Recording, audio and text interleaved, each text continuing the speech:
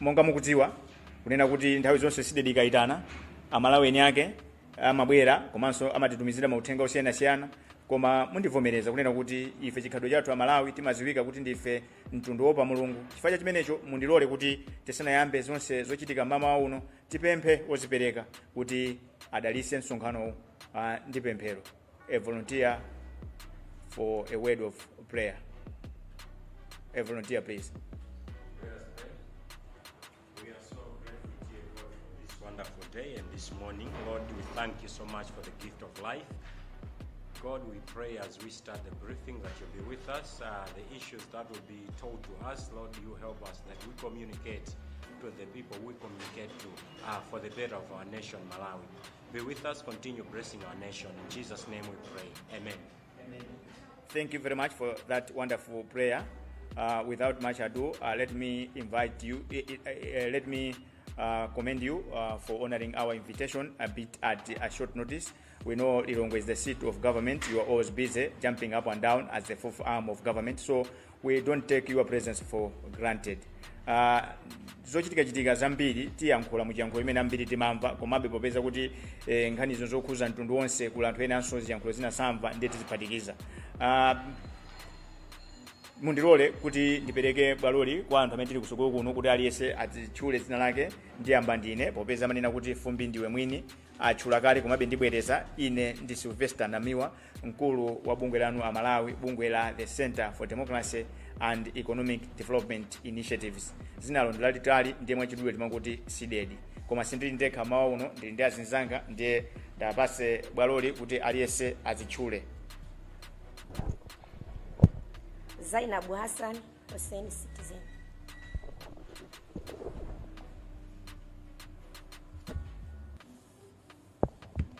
Omega T Kusidedi. Nyanyue Sogo Sidedi. Popeza kuno matiziwa ndimaganiza kuti chikhala chofunikira kuti kumene konso anthu akuziweni chifukwa ena akutisatira pa wireless ya Zodiac, Luntha Television komanso pa samba la Facebook la Zodiac. Choncho zikhala zodabwisa kumati msonkhano wathu lankhani pamene sakuziwa kodi muchipindamo muli oyani. Kumeneko tiyeni tikuziweni. Zikoma kwambiri. Dzina langa ndi Promise Tom kuchokera Nkhoma Synod Radio. Ine ndi Stanley Chatsika kuchokera ku Radio Alinafe. Ine ndi Imon Pilingu kuchoka ku Zodiac. Clever Mwale kuchoka ku Times. Lloyd Mbwana zamala.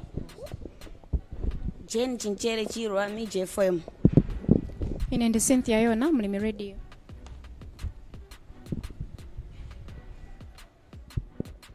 Dzina langa ndi Henry Hulu kuchokera ku Times.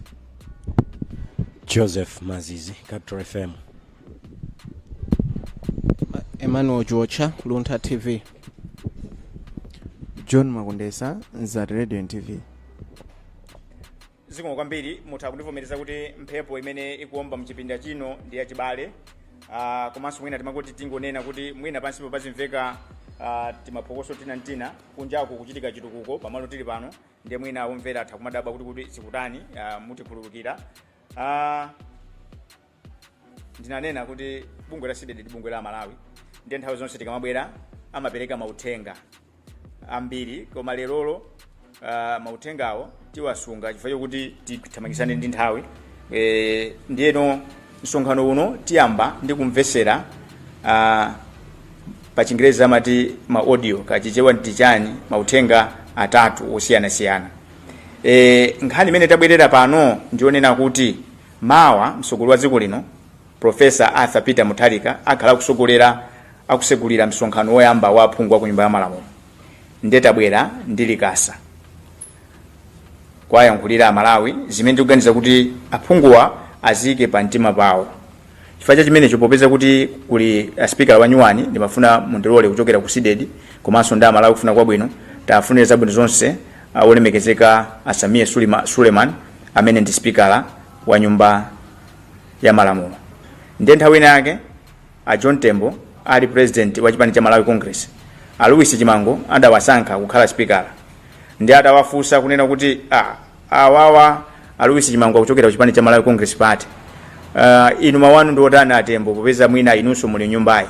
Ndi atembo adayankhula mawu adanena kuti mwanayi ngwanga koma pano ndikumpereka ku mtundu wa Malawi. Ndimafuna ndipemphe pamene tikuwafunira zabwino zonse olemekezeka Asamiya Suleiman ndi apemphe a president aziko lino Professor Arthur Peter Mutharika kuti Samiya Suleiman ni mwana wanu koma mumpereke ku mtundu wa Malawi. Zija zachibwana timaziona ndi maspika enawa zomakapanga ndale mu parliament ulendo uno zisachitike. Honorable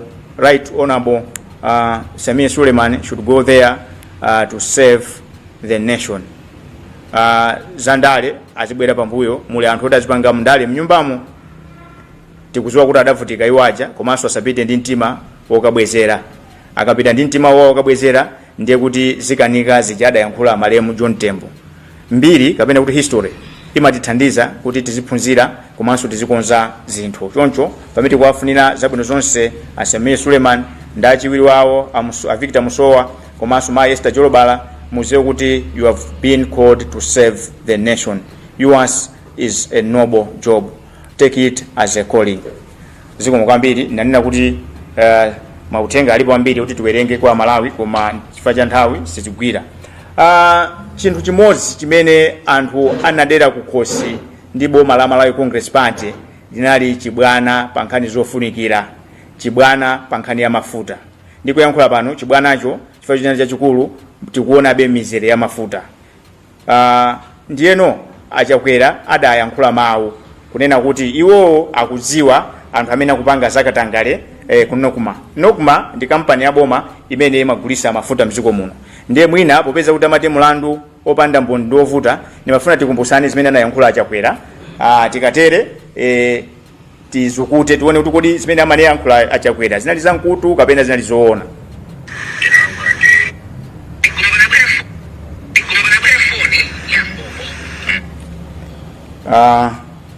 Tiyambe kaye ndi zimene anayankhula achakwera kenako timve kuti kodi mawu amenewa adangobwera kapena anabwera kuti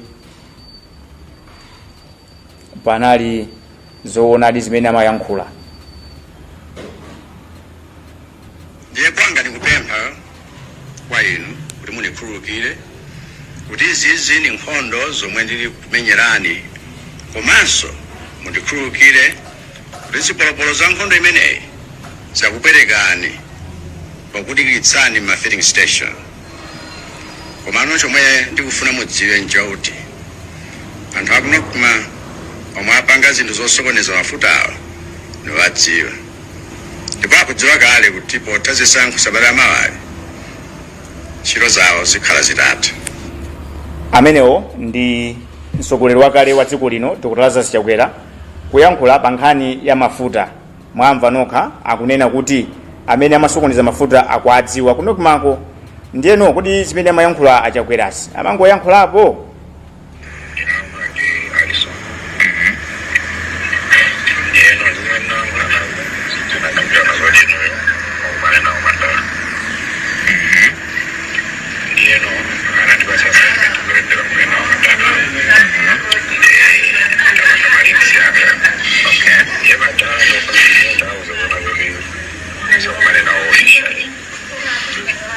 Inetu nalembera 4 days ago kuti kaya ndijani komene ndauze zaba chibale osatisokulika ya za official ai ndenda muza ujeni kudabla kuteki apanopa ai anazodile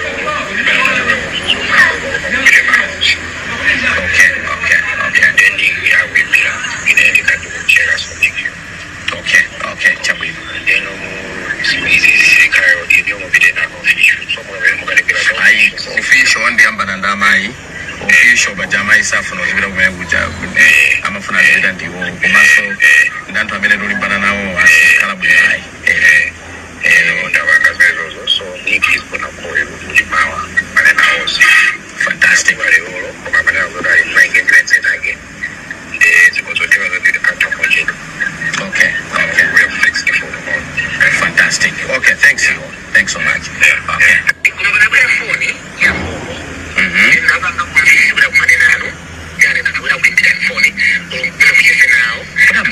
ndani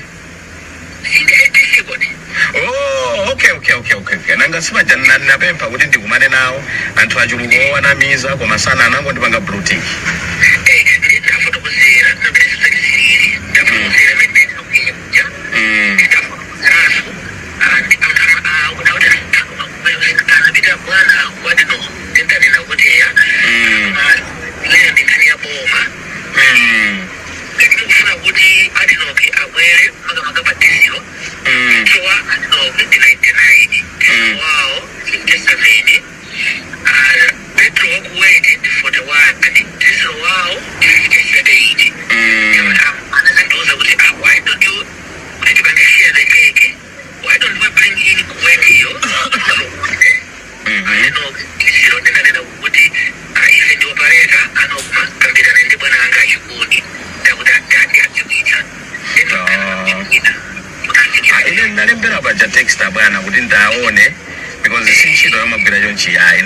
ndafotokozere koma iwo sayedisiwo nakambirana nawo kuti chonde bwana utakumbutsani kapena ngati pali munthu amene angamulole kuti ndimuuze akauze our part of the story ndi mmene I don't know achapuno ndidikira phone yawo ndidikira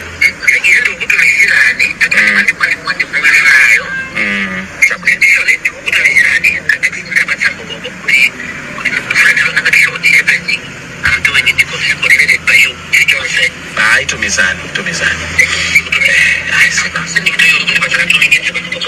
okay chabwino no problem zikomo kwambiri amanena kuti mlandu opanda mboni ni mlandu ovuta sukhalanso mlandu koyambirira tamva ngati sinamve bwino ndakugawiraniso zimenezo mauthenga amenewo achakwera akunena kuti ku kampani ya boma ya mafuta kunokuma kuchitika zakatangale ndiye ndapereka mauthenga awiri mauthenga amene aja akuyankhulaja ndi mlembi wakale ku nduna wa zamphamvu ndi magesi amenewa ndi Afonso Chikuni.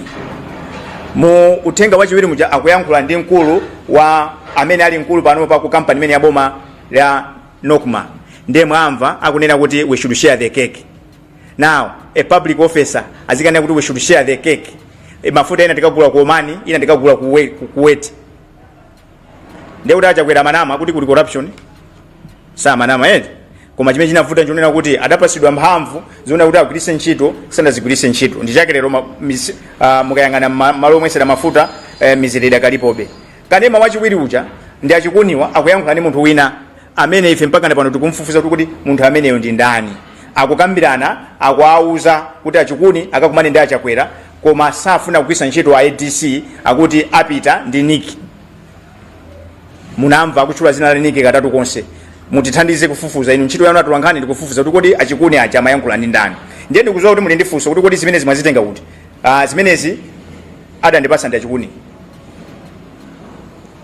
adandipasa ndi achikuni tinali ndi meeting siku limenelo adanena kuti iwo ndokonzeka kupita ku Anti-Corruption Bureau kukapereka umboni wa kusokonekera kwa mafuta mwina mungafunsa kuti zizachitika liti zimenezi tizokambirana zimenezi zinali nazo pa is it mu May date ndisaka ndikupasani mu May 2025 osati ndizulo kapena zana ai choncho adayankhula poyera maso muligwa achikuni kuti ndiokonzeka kuti apite kubungwe lathana ndikatangale kuti akapereke umboni wa zamafuta ili mukukumbukira kusuna kina apanga nsonkhano watu lankhani kunali Korea Gardens tinkanena kuti ku State House akulowera nkhani zamafuta lero mwamva maumboni ndi awa. Without much ado, allow me to go straight to the business of the day. With me here is a statement which I'm going to read out in English. Thereafter, my colleague Nyanyiwe Seko is going to read the same in Chichewa, Lirongwe. Thursday, October 30, 2025. Congratulations to our new legislators. Your job is cut out. As a mouthpiece of the voiceless citizenry and in exercise of our governance wish to grow, we, the Center for Democracy and Economic Development Initiative, CEDED, wish to congratulate the newly elected members of Parliament, MPs, as they begin their 5-year journey in the August House. Ordinarily, every citizen ought to be inside the National Assembly, but it is practically not possible. Hence, the system of electing MPs to represent them.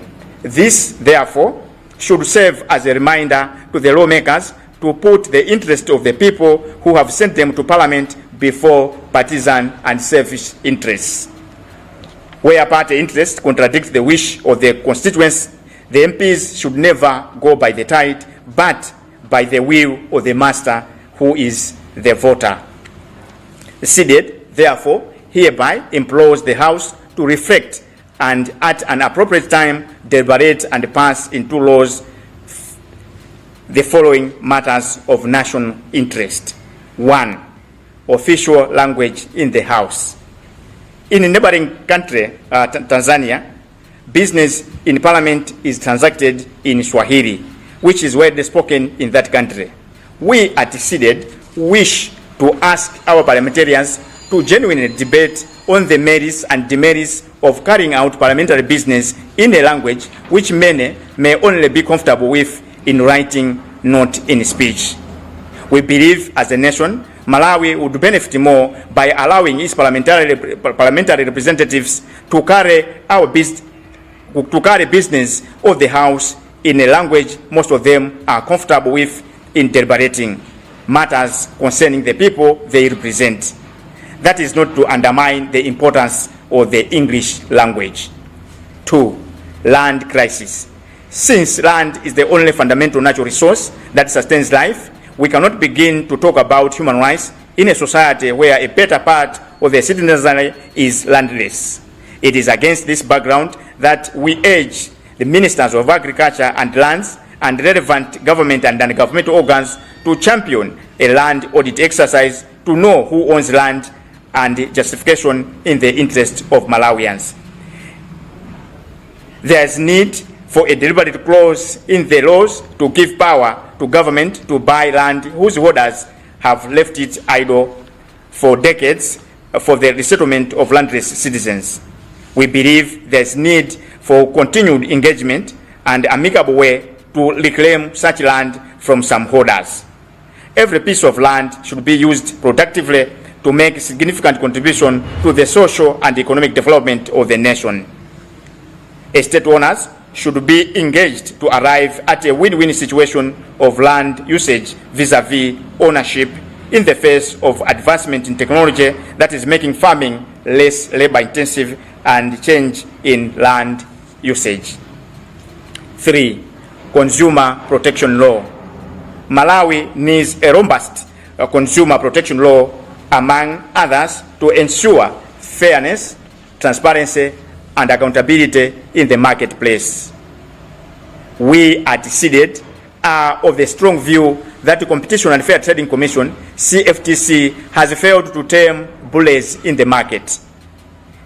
It is time Malawi consumers were protected from issues such as high interest rates from commercial banks.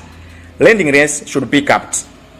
Safeguards should be put in place in the betting industry to protect consumers.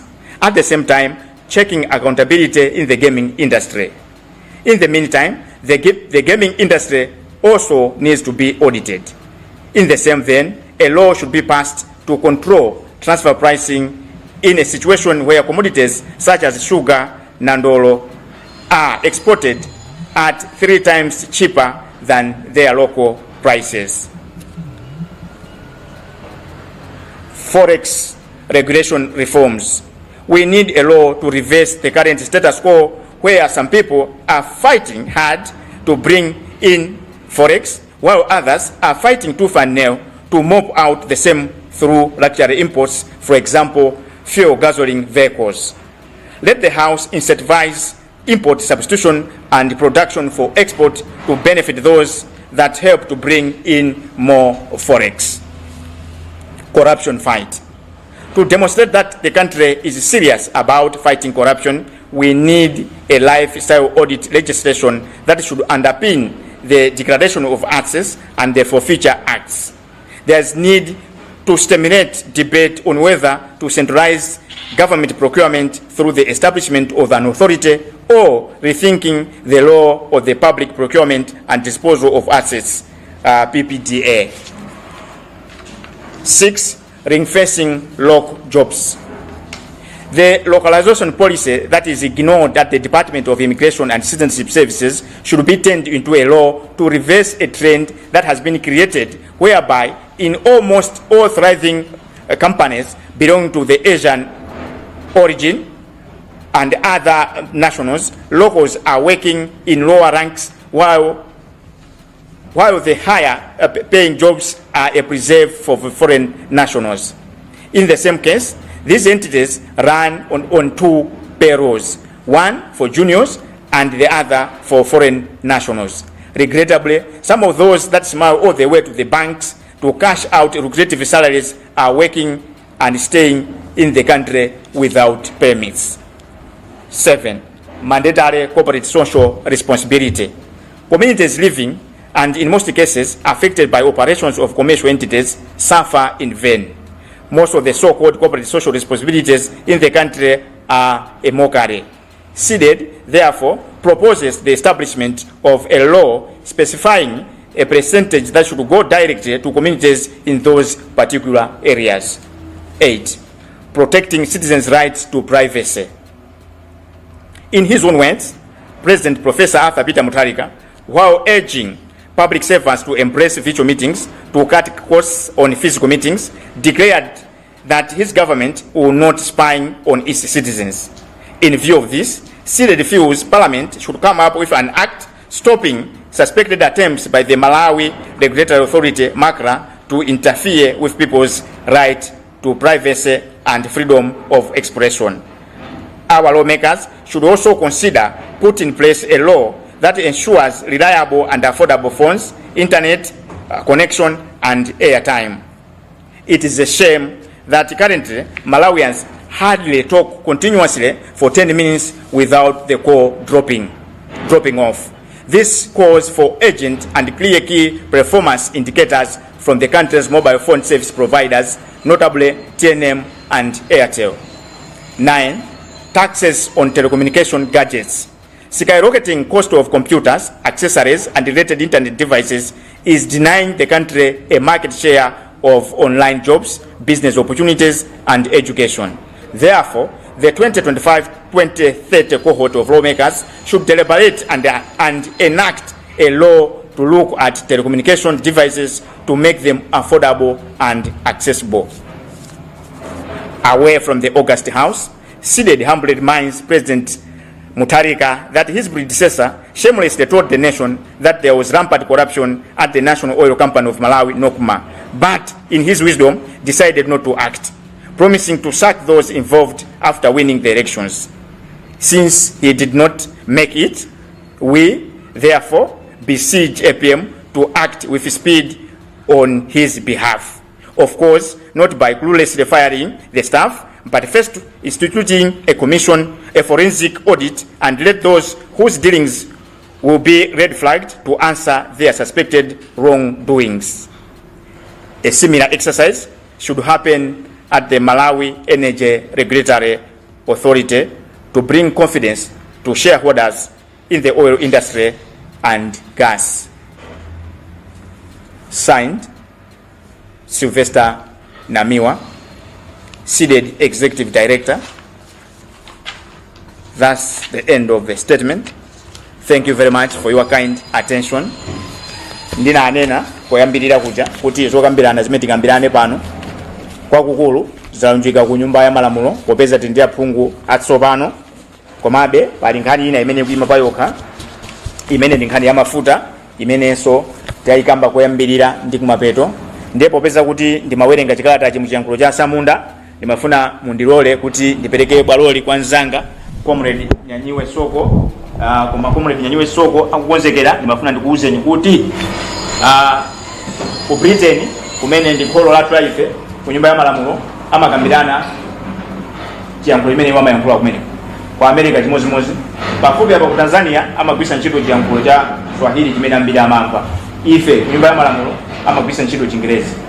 Over to you, Comrade Nyanyiwe Soko. Muwerenge chichewa zikomo kwambiri. Zikomo kwambiri. Lachinayi October 30, 2025 Lilongwe.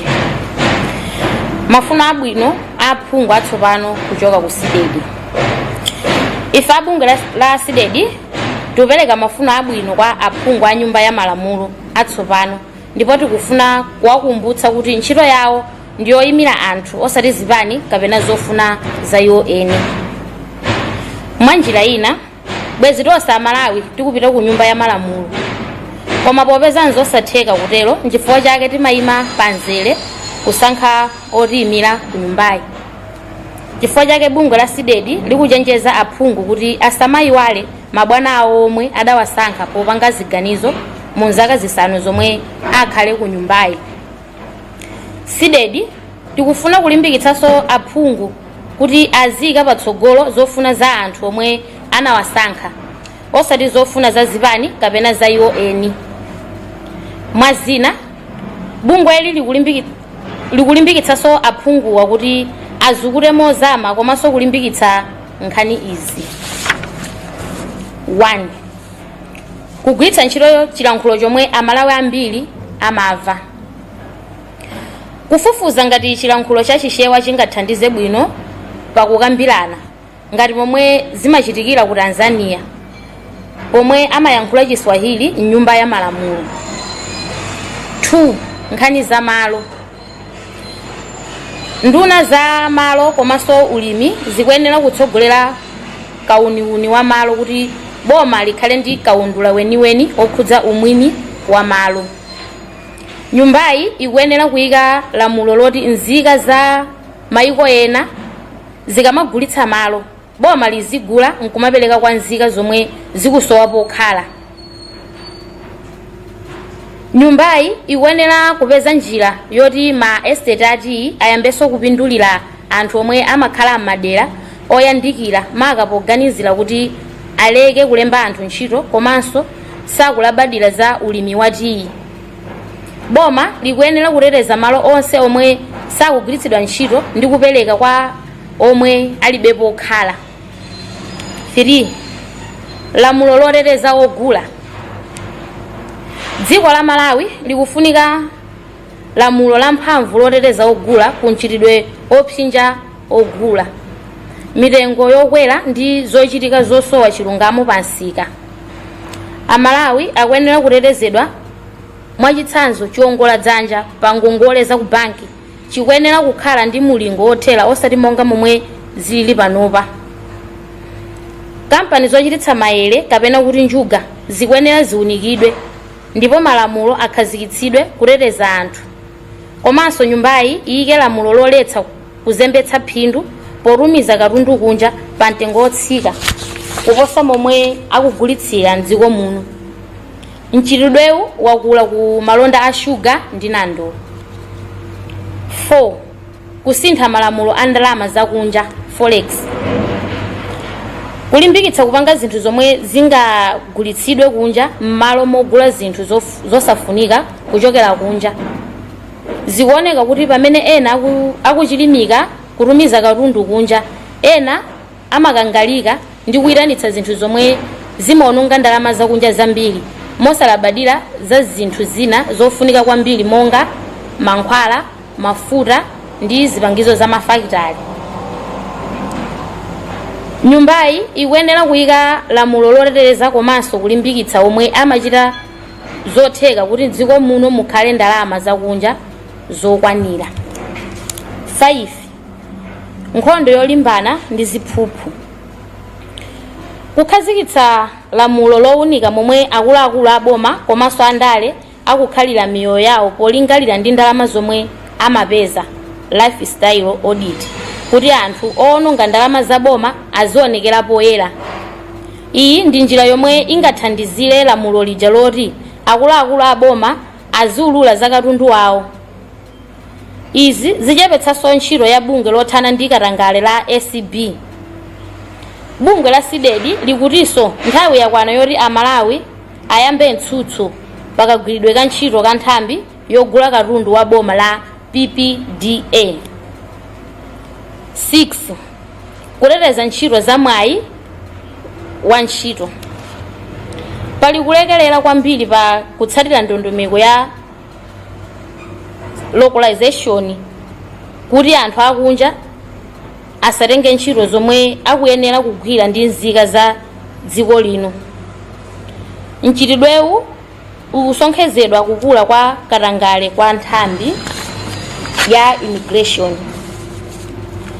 Izi zapangitsa kuti mu makampani ambiri maka anzika zakunja ntchito zapamwamba zikhale za nzika zakunja zomwe zambiri zilibe zikalata zowayenereza kapenanso zomwe zilibe upangiri oyenera pa ntchito zomwe akugwira.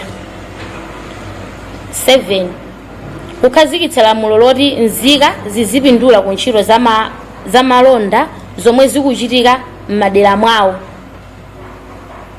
Makampani azikhala ndi gawo lomwe lizipita kwa anthu omwe azigulira mdera lomwe kampani zikugwirako ntchito zawo. Pakadali pano Amalawi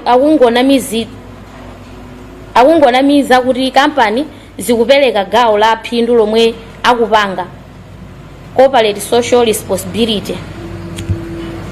8 kuteteza ufulu wachisisi komanso kuyankhula momasuka pa foni. Pamene amayankhula polumbiritsa nduna zake, mtsogoleri wa dziko lino Profesa Arthur Peter Mutharika anatemetsa nkhwangwa pamwala kuti boma lawo silizichita ukazitape pomvetsera lamya zawo. Iwo ananenetsa kuti uyu ndi Malawi watsopano. Kuti izi zisindikizike nyumba ya malamulo ipange lamulo loletsa bunge la makla kusokoneza ufulu wachisisi wa anthu komanso nyumbayi iyike malamulo okhwima kuti tikhale ndi need network yodalirika osati monga momwe zilili pano kuti Amalawi akulephera kuyankhula foni mphindi zopitirira 10 osadula. Nyumba ya malamulo ikuyenera kukhazikitsanso mfundo zokhwima kuti kampani za TNM ndi Airtel zikhale ndi manetwork a foni ndi intaneti okhazikika. 9 kuchepetsa misonkho pa zida za intaneti.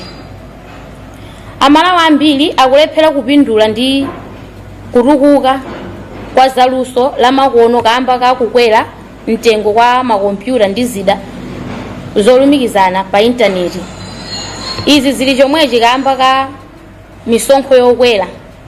Izi zikupangitsa kuti ngati dziko tizitsalira nzambiri nthawi yakwana kuti zipangizo zikhale zotsika mtengo komanso zosavuta kupeza kwa Amalawi ambiri. Kupatula apo ife kuno ku sidedi tikukumbutsa President Mutharika kuti mtsogoleri wakale achakwera anavomereza kuti bungwe la National Oil Company of Malawi NOCMA kuli ziphuphu ndi katangale zambiri, koma sanachitepo kanthu ponena kuti adzachotsa anthu ntchito akapambana chisankho. Popeza sanapambane pa zisankhozi, sidedi kupempha APM kuti achite mwachangu pa nkhani imeneyi. Komabe osangochotsa anthu ntchito chabe, koma kuyamba kafukufuku wa forensic audit kuti amene adzapezeke ndi zolakwa ayankhe molingana ndi malamulo.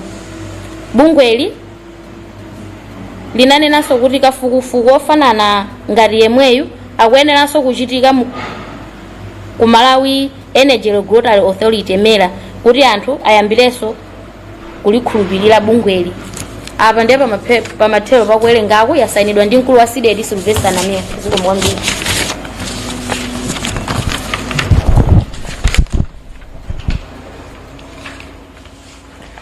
Zikomo kwambiri comrade Nyanyiwe Soko powerenga bwino kwambiri chichewa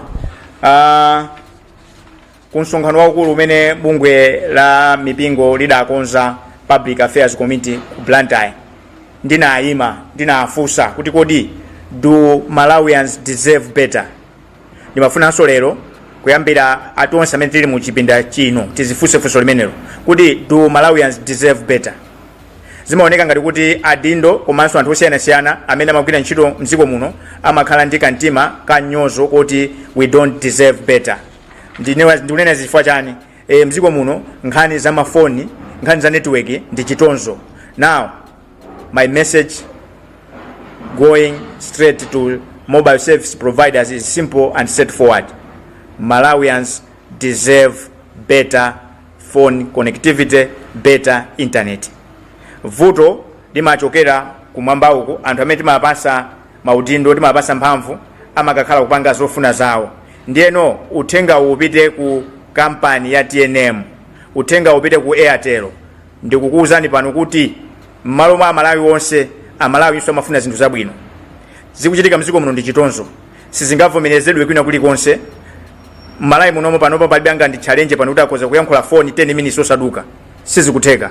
Internet yeniyeni ukagula data ikumatha palibe chono apanga muzitolere kumeneko.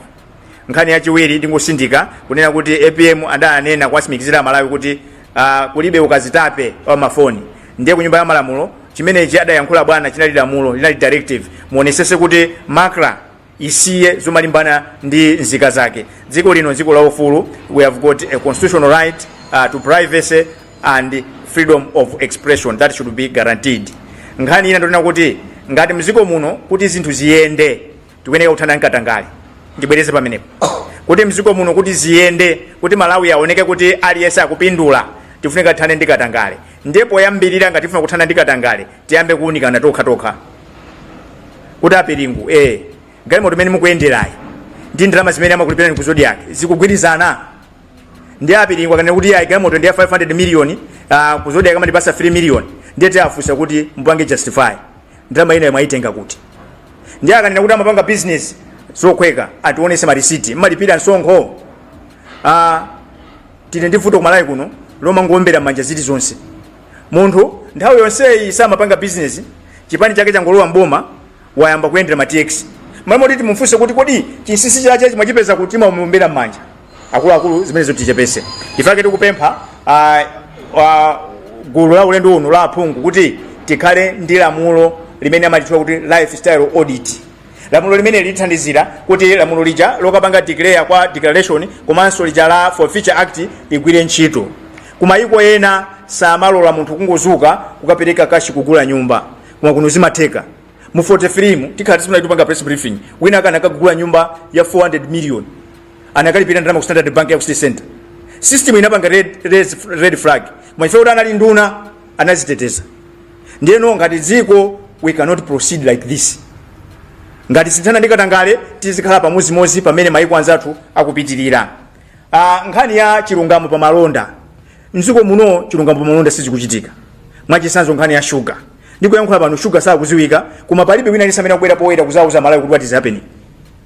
Airovo sanatuuze kuti amaliza kugaya nzimbe kusalima sugar ndiye mukuziwa zipwirikiti zimene ziliko. Komano sugar kulibe. Sugar ali kuti chilungamo palibe. Tikafusa akunena kuti ifeyo access to information si kuti khuza. Now ntchito ndi imene kumeneko aphungwa nyumba ya malamulo pakhale pa chilungamo pa malonda a sugar. Zimadabwisa kuti sugar kamampitisa kunja amampitisa mtengo 3 times cheaper. Ngati sugar kumalawi kuno ali 3000 muziwe kuti kunja packet imodzi 1 kilo akuyipitisa 1000. Ndimafusa kuti kodi masamu ake mpanga bwanji ndani amapanga business kuti apeze aduke. We do business to make profit. So where is the justification of sending sugar outside the country 3 times cheaper than is sold on the local market? Chimodzimodzi malonda anandolo. Mwina nandolo simayankhula kumale muziwa Malawi kuna kuti nandolo anthu amamugula mziko muno tingoyerekeza 2000 pa kilo. Koma mpitisa ku India 2100. Andi akumufuna biwambiri. Nde ife osamadabwa kuti kodi chikuchitika ndi chani? Nkuti munthu ngagule malonda 2000 pa kilo ndiye uyambe kumkonza upeze container upeze chani upeze mapepala ndiye mumpitise ku India mukampitise 2100 pa kilo zipezapo 100 kwacha. Tisegule maso mziko muno tikujeredwa masuku pa munthu.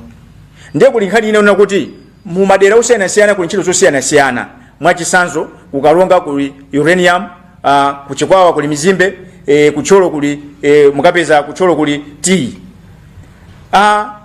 Malamulo amanena kuti ndondomeko zimanena kuti kukhale corporate social responsibility kuti companies zikapanga pa ntchito zake azipereka kugaulina kwa anthu. Ndalamazo amangogawana ndi azibale yawo amangopasana kwa oziwika.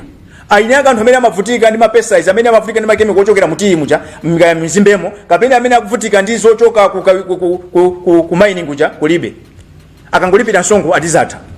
Ndizo odabwisa kuti makampani mziko muno amapanga maphindu odabwisa kwambiri. Ndiye tifuna nyumba ya ulendo uno ya malamulo ipange lamulo olenda kuti 10% ya profit sikwamba za msonkho ya msonkho is an obligation akalipira msonkho uja community ya kumene koko ndalama zizilowa. Chifukwa ndikunena zimenezi kucholo kumulanje ndi kunkhata bay tinali ndi tea uja linali thandizo lopezekera anthu angagwira kuntchito. Lero amba kubwesa madrone abwesa kutani ena asiya kupanga zati yakwetamo nkhuku. Anthu angoyang'ana minda ingokhala sakugwira kuntchito. Koma iwo akupanga phindu. Ndi anthu amene akukhala pamalo pamene pajapo kadera kameneko akuyenera kuti mwezi ukatha azilandira ka transit. Because that's no land. Ndifake ma state ena ku America mupeza kuti mitengo ya school ndiyo siyana. Chifukwa chani amatolera ndalama ngati zimenezi ndi mwazipitisa ku zosiyana ngati ku chipatala komanso kwa kusukulu. So kumalawi kuno tisapuse ntchito ndi imeneyo aphungu tikhale ndi mandatory corporate social responsibility. Because zimene timawerenga izi zoti corporate social responsibility amangoti pakaphula maso. They share the money amongst themselves. They share the money to their kinsmen. They share the money to their girlfriends. We must stop this. Aliyese malawi muno azipindula mwalinga ndi zimene zikuchitika kudera kwake. Mwachisanzo tikuyankhula pano kubalakawo anthu akuvutika ndi fumbi limene kuchokera pa Portland Cement. Mupeza kuti akunena kuti tapereka 10 million kugulu lina lake loko anthu akakhale mu hotelo. No. Let's be serious.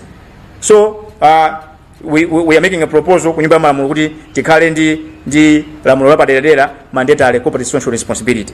Nkhani ya mabanki mboni ndinu watu wangani chifukwa akapanga mapindu awo amayika poyera. Mabanka ku Malawi amapanga pindu chaka ndi chaka mosawerengera chuma mene chikuyendera. Ndi Malawi ambiri akuzifera business.